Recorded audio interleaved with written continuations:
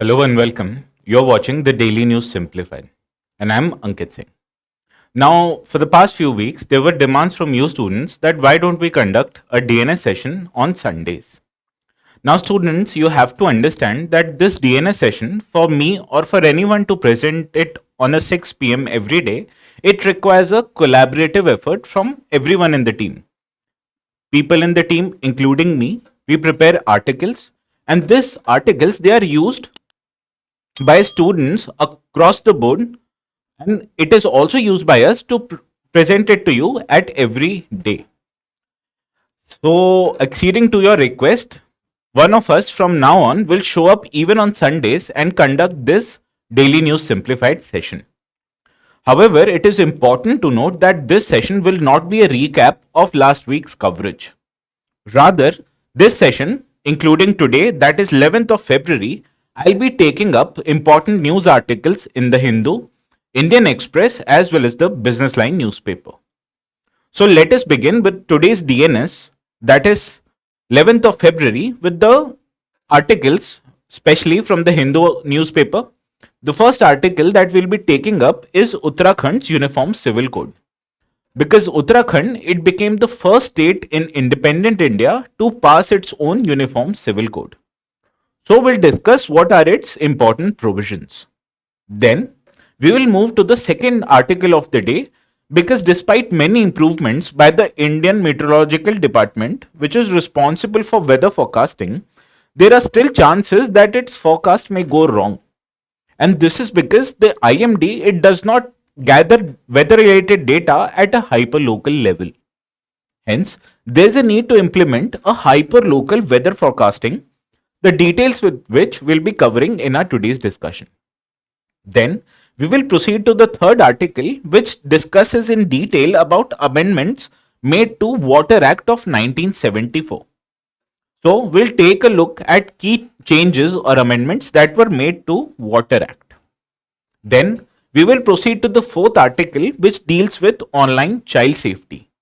Because with increasing time, our online experience, it has become more and more immersive.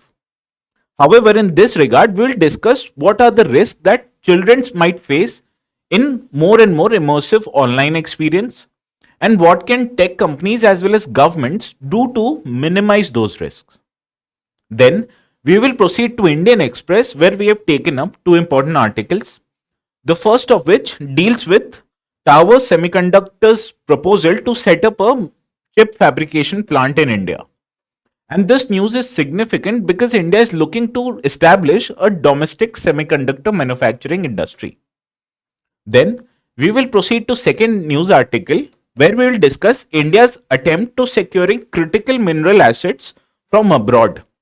And these mineral assets, they are from a list provided by Minerals Strategic Partnership or Mineral Security Partnership, which is an alliance by US and its allies. Then we will proceed to the Hindu newspaper, where we'll discuss what were the new accounting mechanisms that were undertaken by Government of India. As these changes in accounting mechanism as well as budgetary reforms, it led to saving of government for approximately 20,000 crore rupees, which by far is a significant amount. Then we will discuss at the end what are the roles that regulatory body plays in India to ensure fair play in the market. Hence, without further delay, let us start our today's discussion with this first news article that appeared on page 12 of the Hindu newspaper. Now, this article highlights that Uttarakhand, it became the first state in the independent India to pass its own uniform civil code. Now, as you know, uniform civil code, it is highlighted in the Indian Constitution, especially Article 44, which entails state or Indian state to provide its citizen with a uniform civil code. Now you will be asking, why not Government of India, rather a state is implementing its uniform civil code? This is because matters related to marriage, divorce, succession, they fall under concurrent list of the Indian Constitution, which is given in the 7th schedule. Now, these subjects are as they're mentioned in concurrent lists, thereby both central government and state government can enact a legislation to regulate these subjects. Hence, using its power, Uttarakhand Legislative Assembly, it passed a uniform civil code. Now, what are important provisions of this uniform civil code? Let us take a look in this particular slide. Now, Uttarakhand Uniform Civil Code, it is applicable to all citizens of Uttarakhand state who belong to all communities. However, there is a significant exemption even in implementation of this civil code, because the provisions of this civil code, it is not applicable to the tribal population in the state. Hence, it is applicable to all people in Uttarakhand except tribals. Correct. So let us understand important aspects of this uniform civil code. First, let us deal with live-in relationships. Now, this uniform civil code, it recognizes live-in relationship. However, it recognizes these relationships only for heterosexual couples, which means couples which involve a man and a woman. However, this uniform civil code, it does not deal with live-in relationships with relation to homosexual couples, which involves couples of same genders. Now, this uniform civil code, it makes it mandatory for even for live-in relationship couples to register their live-in relationships with registrar. And even when their relationship terminates, they again have to notify the registrar. So this is a downside of implementing a uniform civil code in Uttarakhand state. However, there's also an upside to this provision, because in case a woman who is involved in a live-in relationship, she gets deserted by the man, then that woman, she has a right to claim maintenance from her partner. Also, children who are born out of these live-in relationships, they are legally recognized under this uniform civil code. Thereby, children who are born out of live-in relationships, they cannot be termed as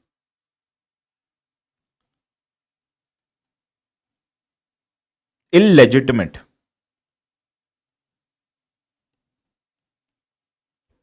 Now, let us deal what this uniform civil code talks about marriage and divorce provision. Now, this marriage uniform civil code, it provides for common age for members of all communities. For example, a woman, she can only marry after she attains 18 years of age, whereas in case of man, he can only get married when he attains 21 years of age. And this provision is common to all people of the state, irrespective of their communities. So in that case, this civil code, it brings uniformity amongst all the members. Further, this uniform civil code, it bans practices of bigamy and polygamy. And this is not allowed for all Uttarakhandis. Also, this act, it indirectly bans practices such as nikah halala. Thereby, uniform civil code of Uttarakhand, it gives people the right to remarry even their divorced spouses, which was not the case earlier with Muslim personal laws, because it wanted people to follow the practice of nikah halala, which meant when you grant a divorce to a woman, then for you to marry her again, it requires her to marry someone else, and that third person has to divorce her, then only then you can marry that same woman. However, this will change with the implementation of Uniform Civil Code. Now, it also grants the custody of the child after divorce to his or her mother. And this will be applicable for a period of up to 5 years. Now, let us understand what this Uniform Civil Code talks about matters related to inheritance and succession. Now, this Uniform Civil Code, it implements or is influenced majorly by Indian Succession Act of year 1925. Now, when a person dies, for example, he or she can die with or without a will. For example, if a person dies without a will, it is termed as a intestate succession. Whereas if a person leaves a will behind, then that is termed as a testamentary succession. Now, in case of interstate succession, which means when a person dies and does not leave a will behind, then who or what can be claimed of that person? For example, there are two kinds of properties. One is a property that a person has acquired by his or her means, that is termed as a self acquired property. Whereas on the other hand, there's also another type of property which is known as inherited property or ancestral property, which means that you have inherited that property from your parents.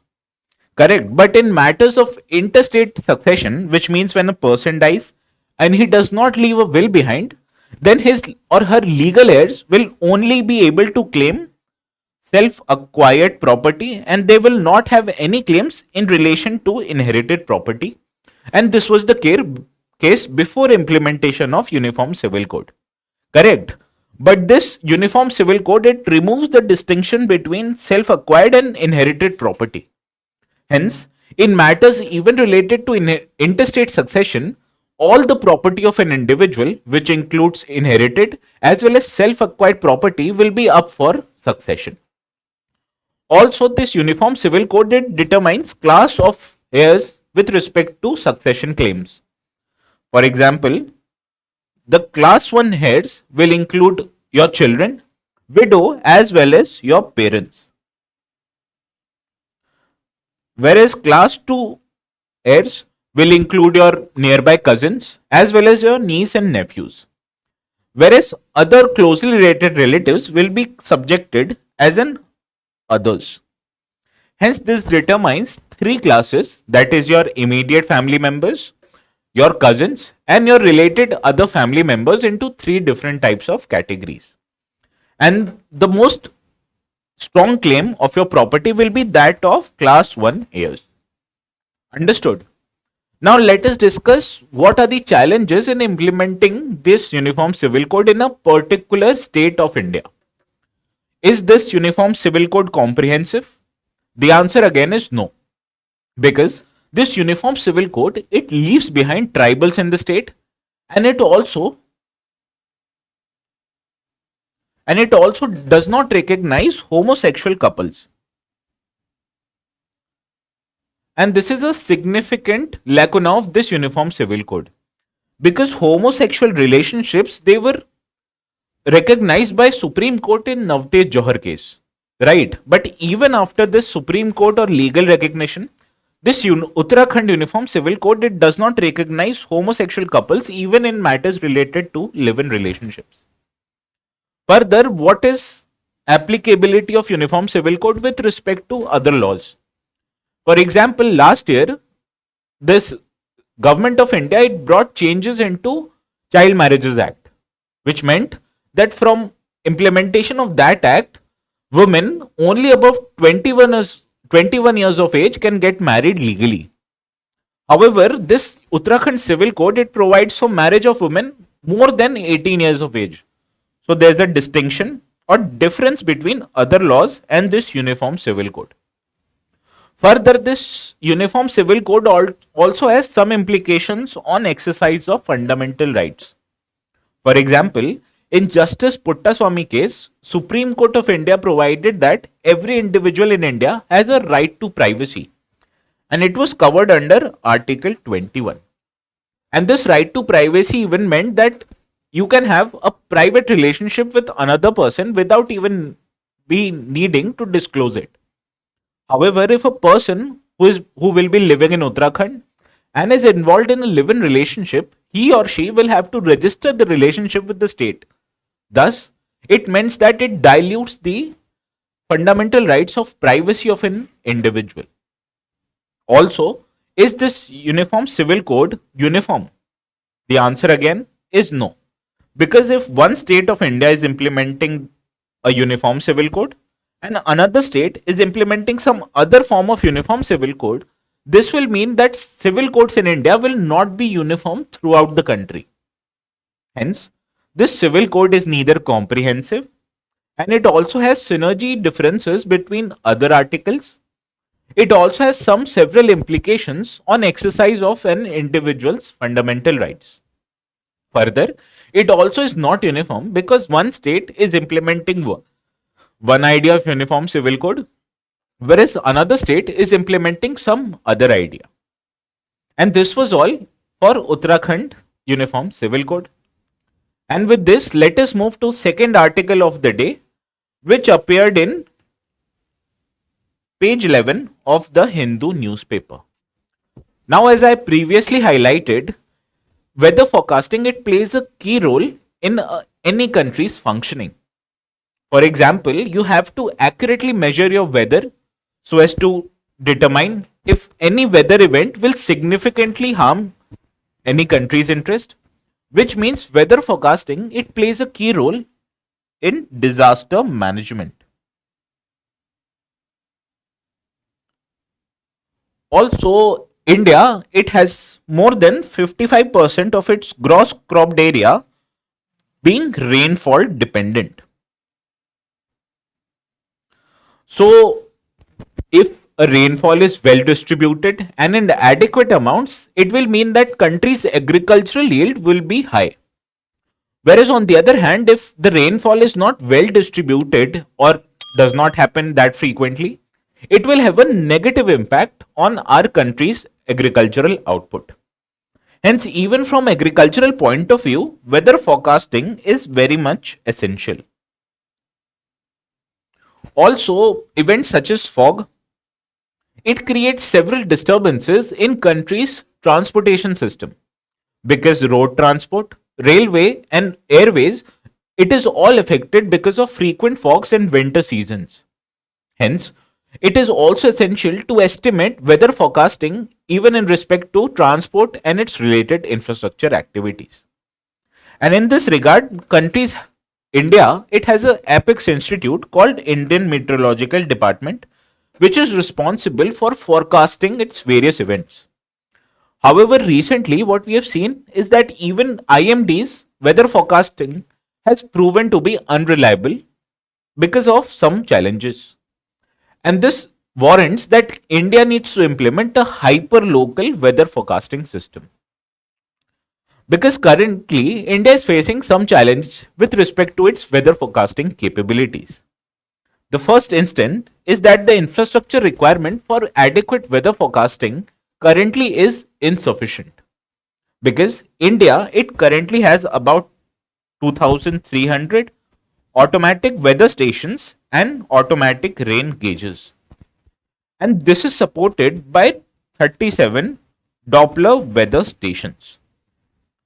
But on the other hand, what is required is that for a size and scale of a country which is as wide as India, it is required to have more than 3 lakhs of automatic weather stations as well as rain gauges.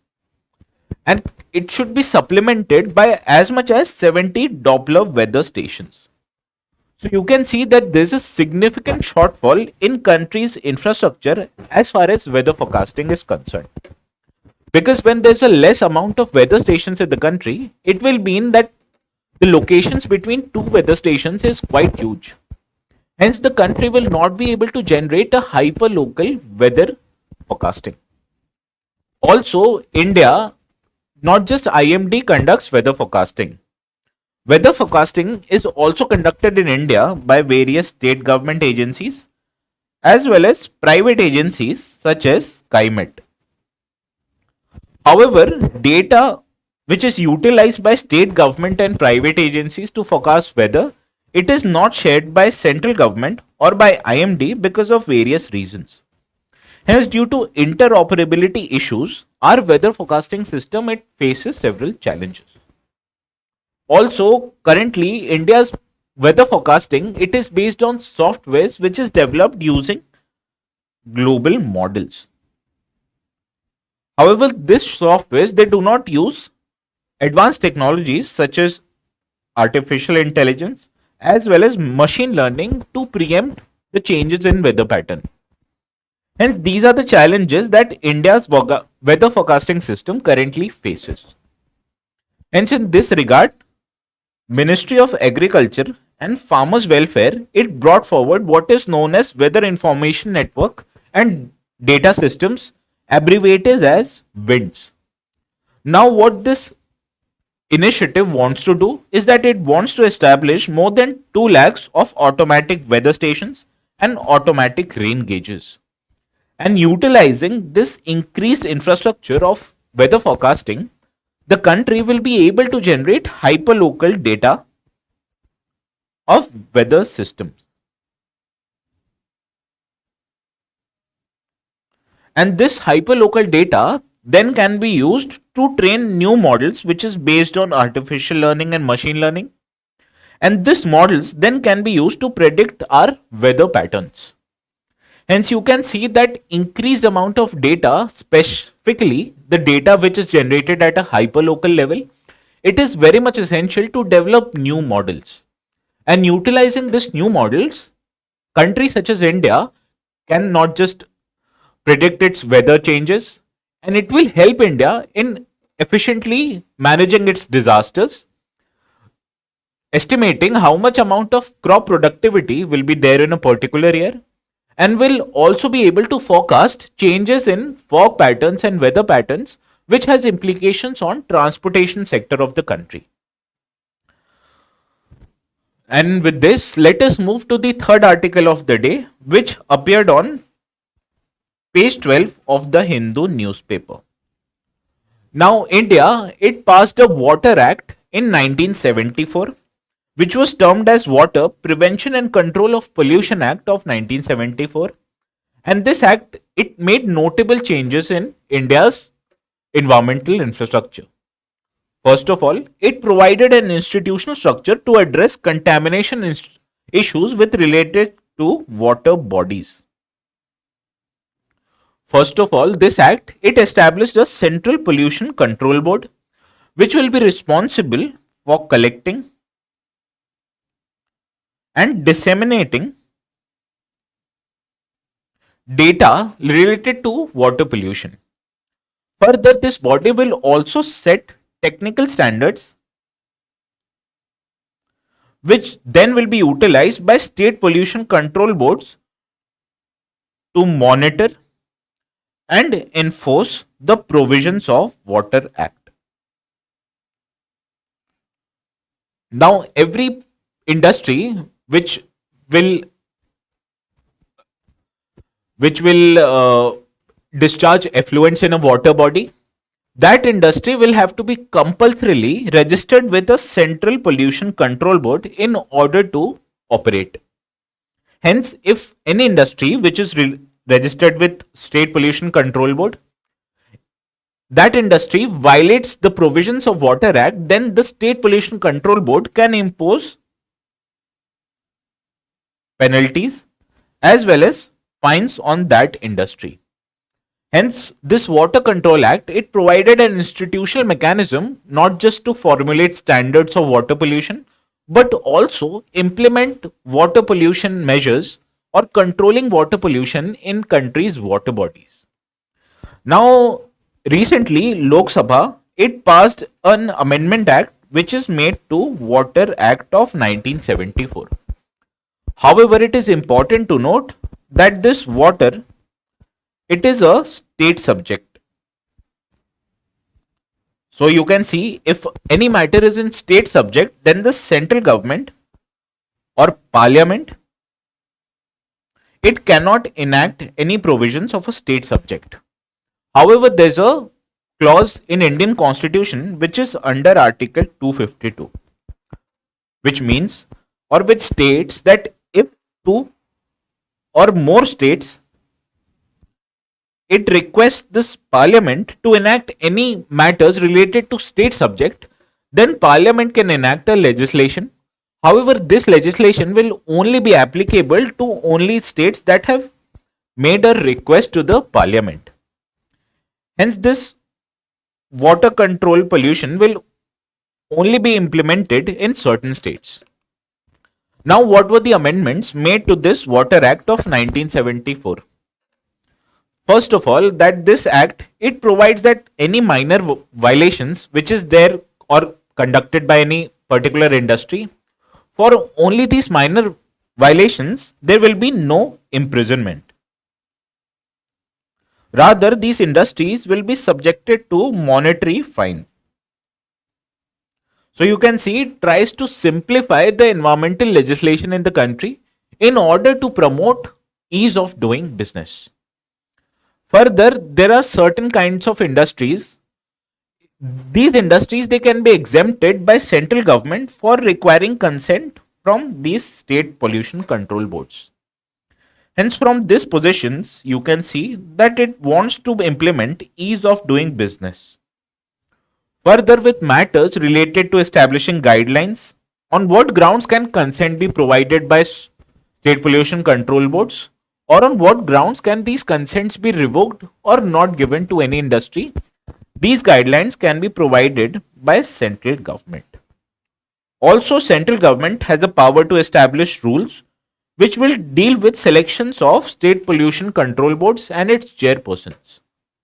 Also, central government can help establishing guidelines which will help industries seeking to seek permissions from state pollution control boards.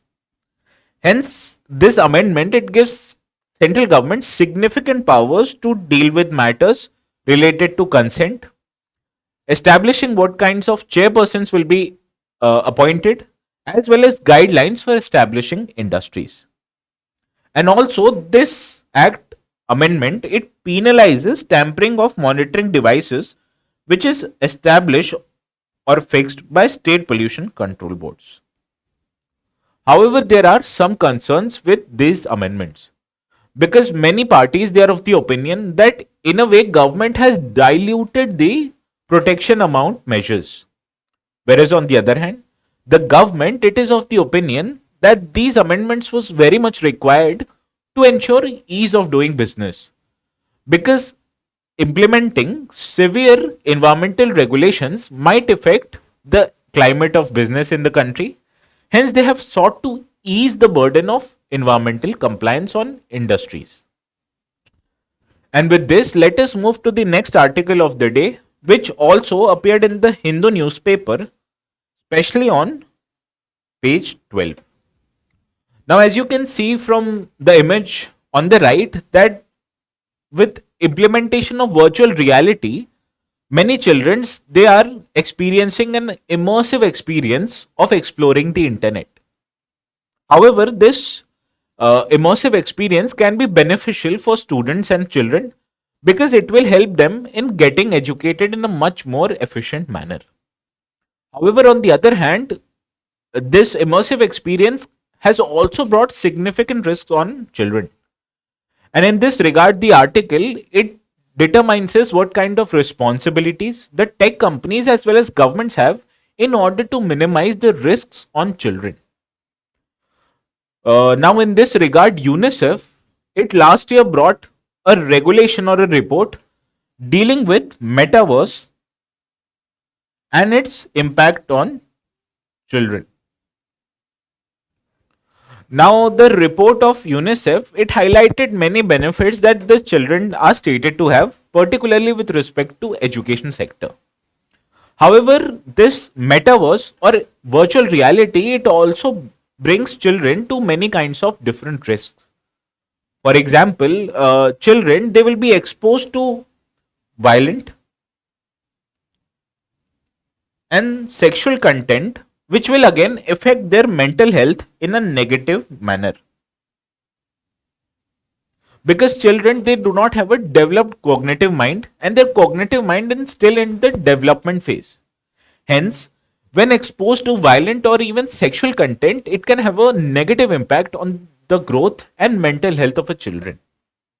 Further, these companies, in order to provide immersive experience to users, they collect huge amount of data, which means that data is related to children's scrolling patterns, what kind of content they are watching, they will be stored and utilized by tech companies in order to generate new and new content.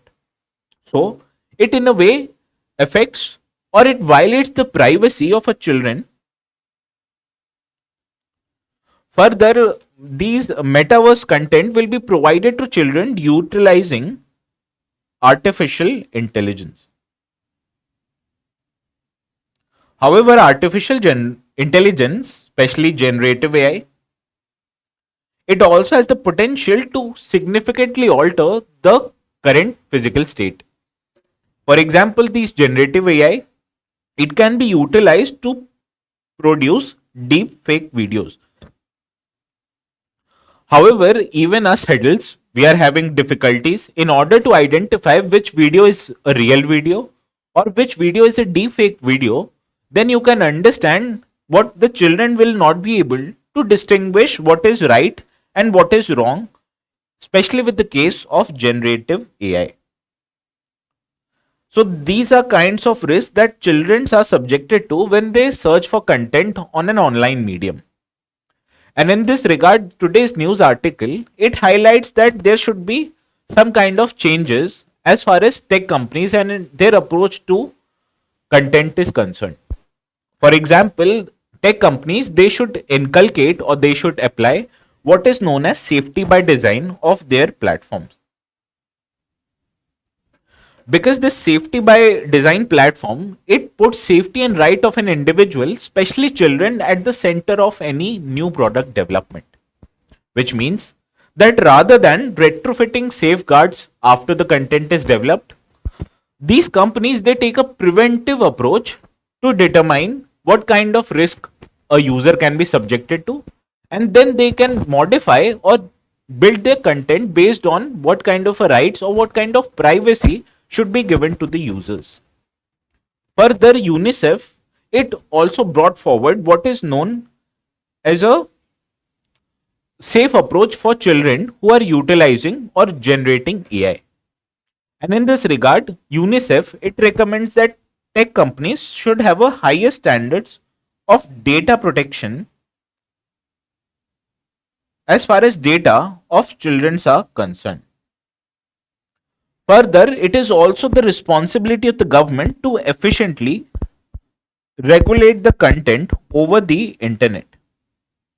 And in case government finds any content which is violating the privacy or rights of a children, then the government should penalize the tech companies for violation of child rights.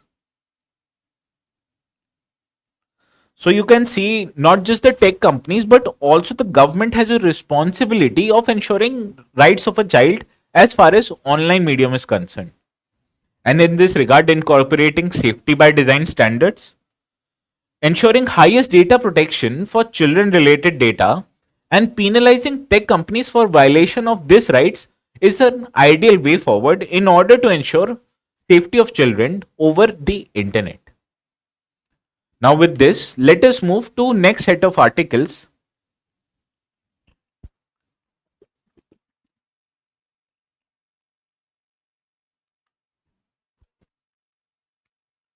And this particular news article, it appeared in the Indian Express newspaper.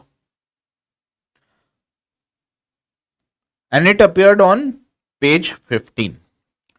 Now, as you can see from this news article, it states that Israeli company, which is Tower Semiconductor, it has proposed to establish a chip fabrication plant worth $8 billion.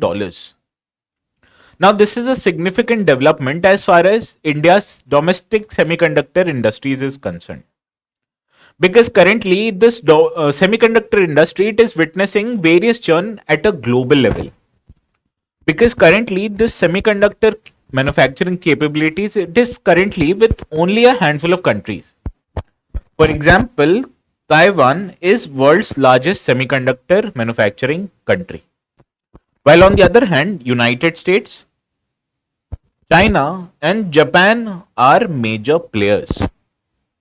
However, recently, two of the most major players, that is China and US, they were involved in what is known as a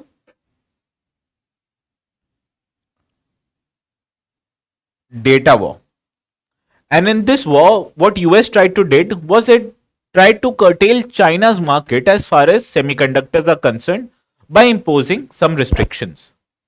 And to retort or to hit back against US, what China did was that it limited the supply of germanium and other important raw materials, which is essential for manufacturing semiconductors.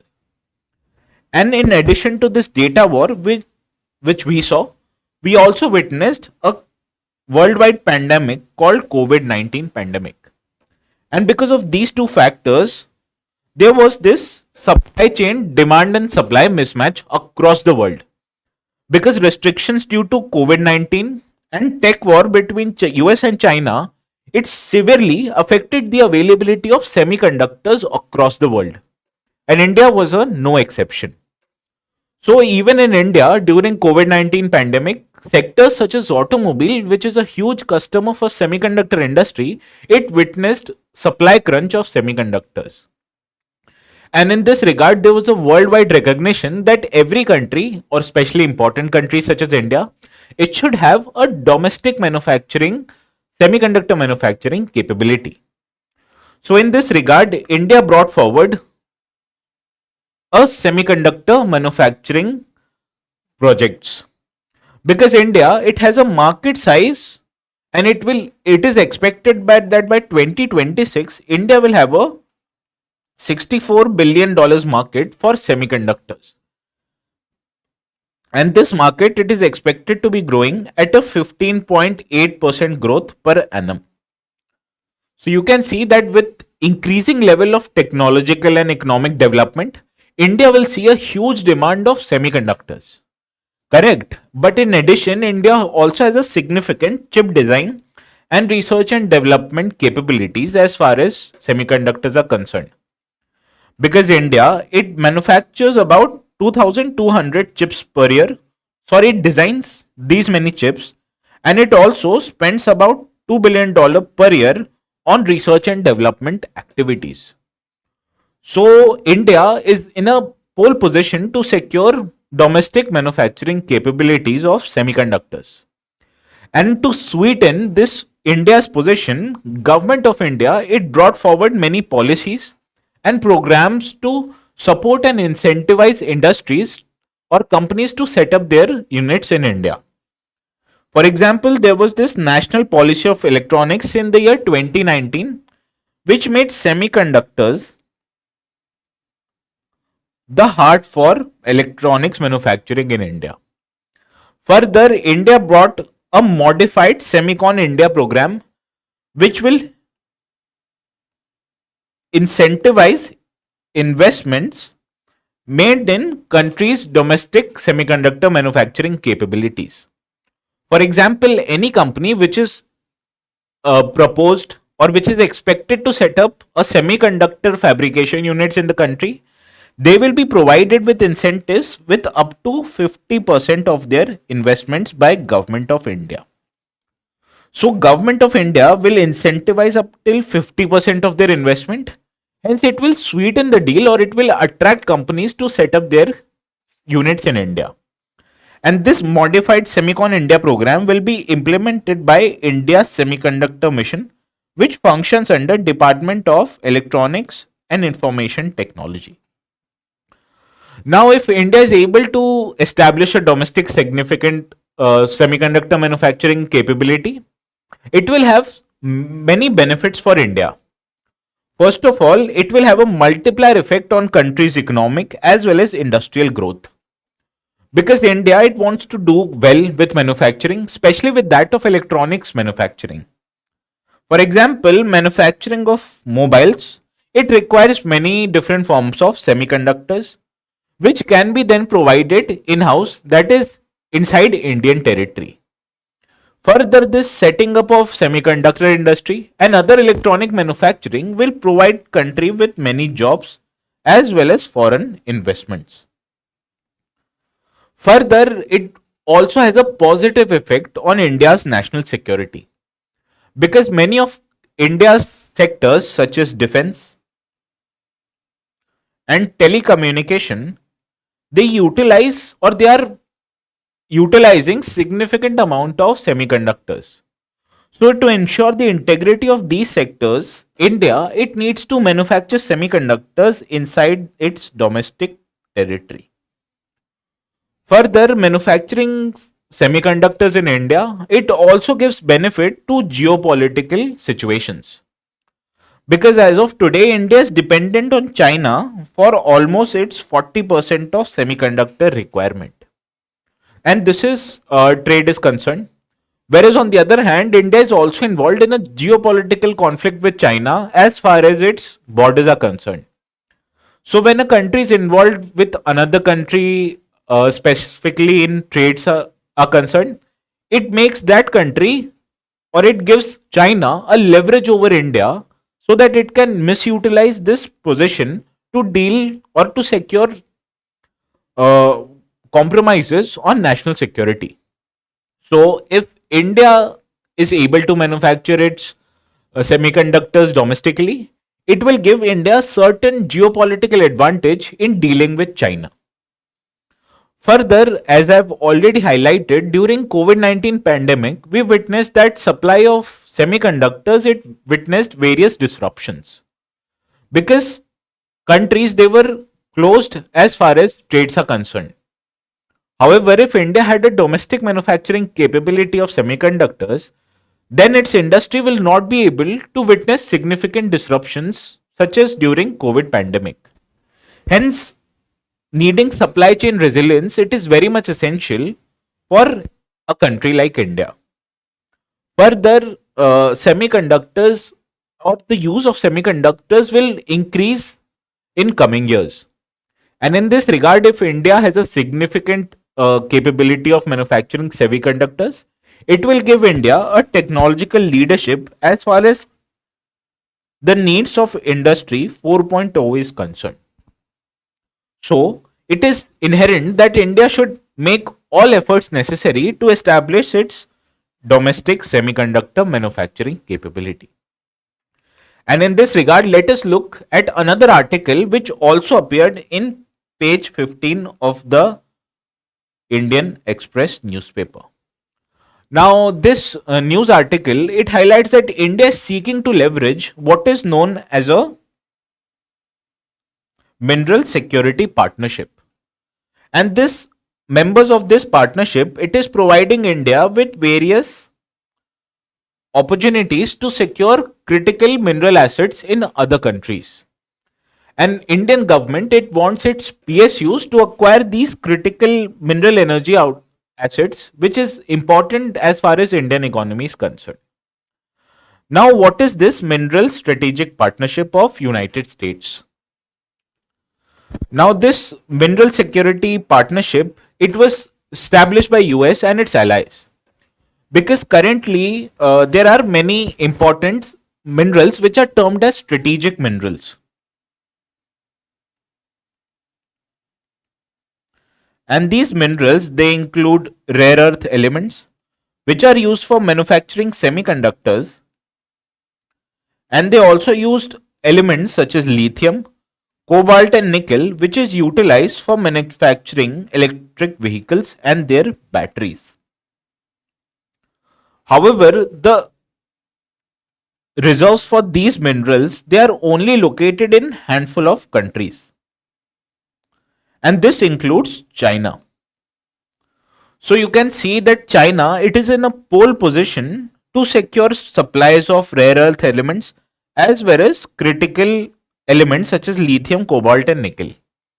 So to tackle China's dominance, US and its allies, they came up with a collaboration called Mineral Security Partnership. And in this partnership, countries such as United States, and it includes 13 countries.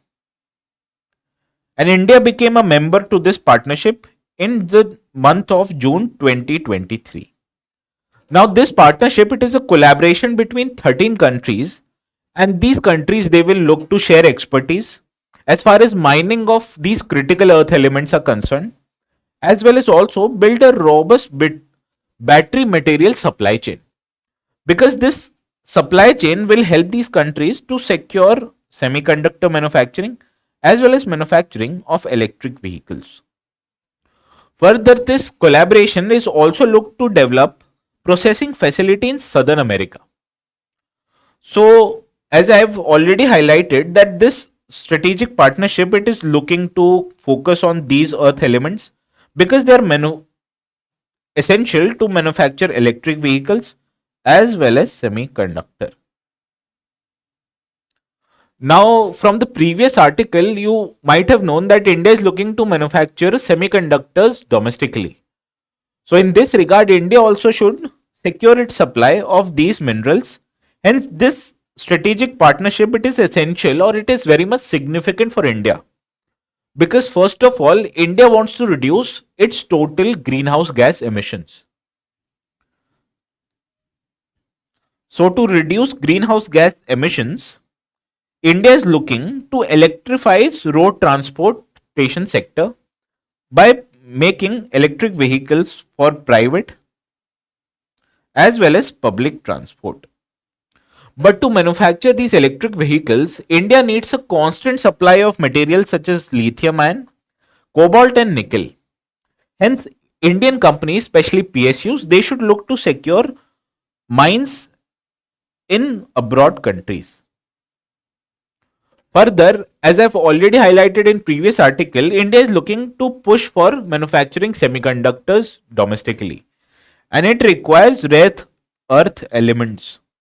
Hence, again, because of electrification of transportation sector and the need to establish a semiconductor industry in domestic markets, it is essential that India should use this mineral strategic partnership to secure supplies of rare earth elements as well as these important minerals. Now let us move to the next article of the day, which appeared in the Hindu Business Line newspaper on page 12. Now this news article, it highlights that there were several accounting mechanisms and budgetary changes that the government of India has implemented in the recent past. And utilizing these changes and reforms, the government has been able to save over rupees 20,000 crore, which is a significant amount. Correct? So, what are the changes or reforms made currently? Let us look at them in the next slide. First of all, India has advanced its budget presentation because earlier India was presenting its budget on the last day of February. And this meant that budget, it was passed by the parliament only in the month of June and July. But you must note that India's financial year, it starts from 1st of April. So to provide funds for government's functioning from April till June, what the government was required to was to enact what was known as vote on account. Because this vote on account, it provided government with 1/6 of its total budgetary expenditure, and these funds can be utilized from 1st of April till the time the budget was passed. However, passing the budget at a later date, it also brought several challenges. For example, not just government of India enacts a budget, but also state governments, they also bring their respective budgets. But when the budget was enacted at a later date, it meant that the states, they did not have a complete picture of how much funds will be provided by the central government to these state governments. Also, it meant that industry such as private sector, it was not aware of what kinds of funds will be provided by the government to bring forward or to spur the Indian economy. Hence, this created several challenges as far as Indian economy is concerned. And in this regard, government had advanced the budget presentation from last date of Feb to that of 1st of February. Hence, this meant that by the end of March, country had a new budget which will be then used from 1st of April, that is the new financial year. And it did away the need to pass a vote on account also. So this was the first amendment or first change that was made by Union government, that was advancing the budget presentation from last date of February to 1st of February. And the second changes it made, that was it removed that the distinction between plan and non-plan expenditures. Because previously, India had what was known as a planning commission, and it enacted what was known as 5-year plans. So, whatever expenses were there to implement these 5-year plans, they were termed as plan expenditures. Whereas, on the other hand, every other expenditure, it was categorized as non-plan expenses. For example, if a 5-year plan, it provided for infrastructure development of schools or existing schools, then those infrastructure development will come under plan expenses. However, you cannot run schools just by establishing buildings. But you also need to have teachers, right? So the salaries and pensions of those teachers, they were provided under non-plan expenses. However, due to this distinction between plan and non-plan expenses, it was generally a misconception that the plan expenses were more important than non-plan expenses. However, since the new government came in 2014, it disbanded this planning commission and it brought a change in budgetary requirement. Then instead of having plan and non-plan distinction, the country's budget, it had distinction between revenue expenses as well as capital expenses. And in this regard, recurring payments such as salaries and pension, it comes under revenue expenses. Whereas on the other hand, developments of infrastructure and other infrastructure requirements, the spendings of which are categorized under capital budget. So you can see that country has increased the transparency of budget because the government will be looking to increase its capital expenses at cost of revenue expenses. Further, this distinction also gives a positive sign to India's industry. Because if India is looking to increase its capital expenses, this will mean more and more asset creation in the economy, which will then encourage businesses to set up new units. Hence, this removal of plan and non-plan distinction has sent a positive message to India's economy. Also, Indian government made significant accounting changes. First of all was implementing Treasury single account system. Because earlier, government expenses were dealt with various different accounts. For example, there was this Consolidated Fund of India, and using this finance ministry, it provided funds to various other ministries. However, you can see that various ministries, they had different accounts and money was kept for expenses of these ministries into separate accounts. But in case these funds were non-utilized, then these funds remained in these dormant accounts only.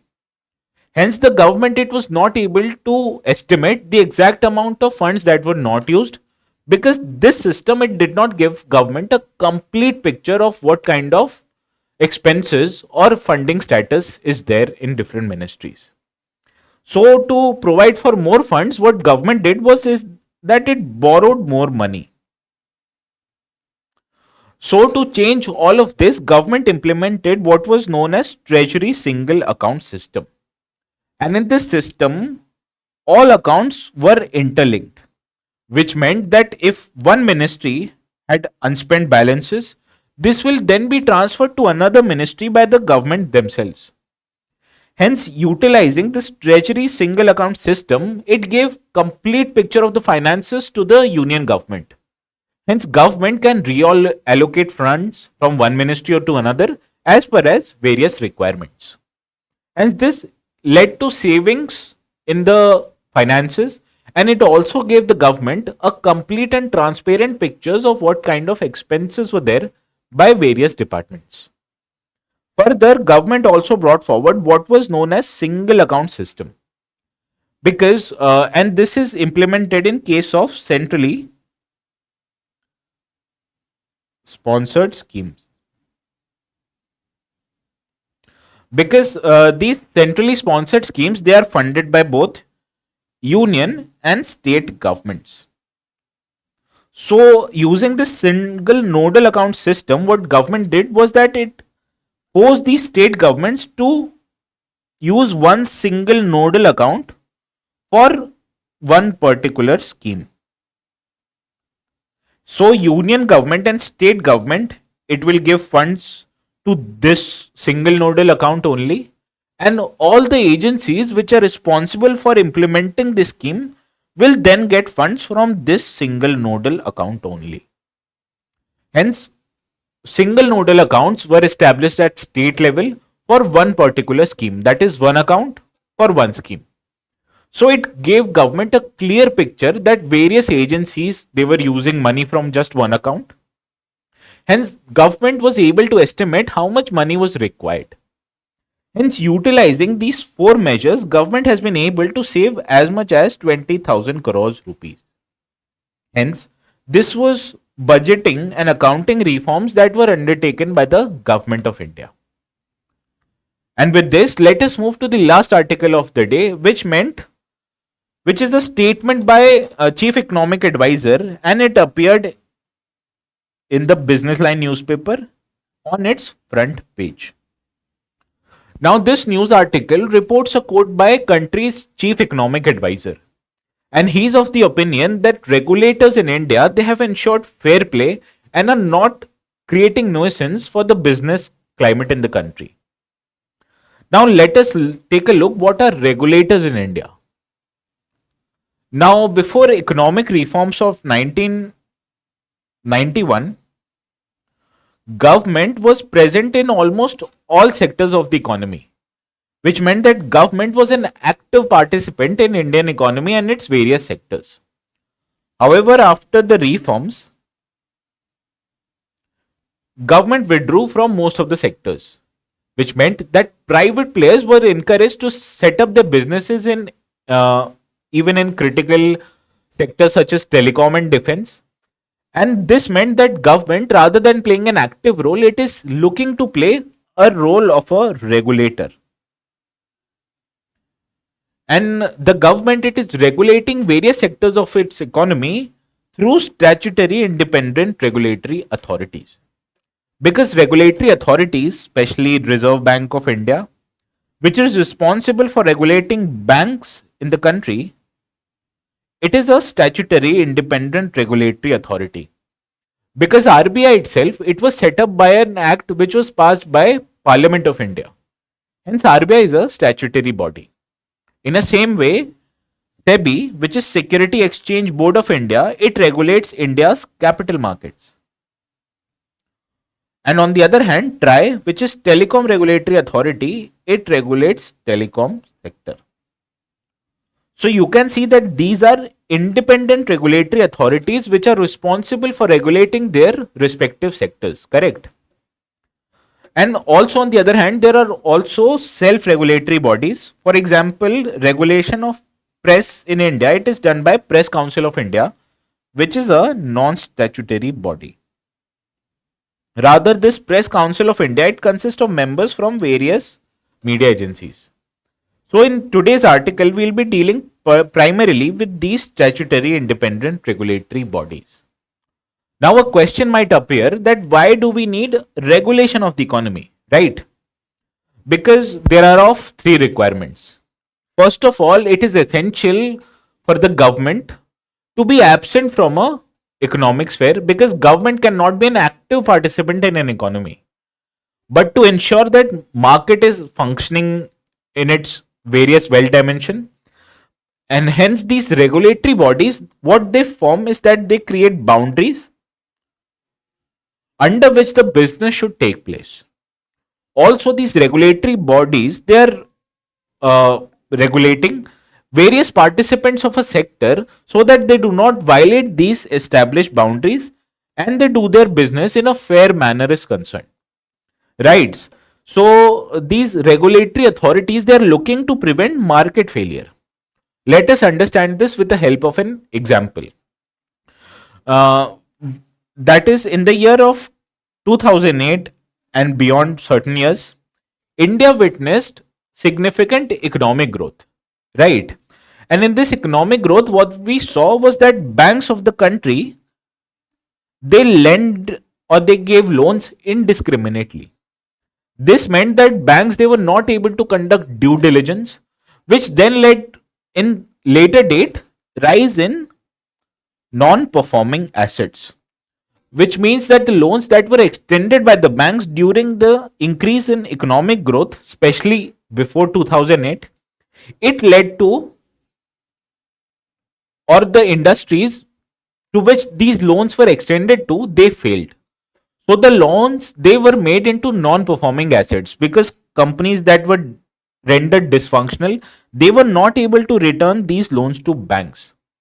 And what resulted was that non-performing assets of the banks, especially public sector banks, it increased in a significant manner. So to reduce the non-performing assets in a bank and also to improve the health of India's banking sector, what RBI did was that it brought forward several changes. For example, it imposed certain kind of capital requirements or capital adequacy requirements of bank, that a certain amount of capital that the bank gets, it should keep it aside for times when there is an increase in NPAs. Also, this rising NPA, the banks, they were expected to heed to RBI's decision. And if the banks, they were not agreeing to RBI's measures, then RBI, it imposed preventive corrective actions on banks. Hence, banks, they were forced by RBI to inculcate various measures of increasing adequacy requirements, which then at a later date improved the health of country's banking sector.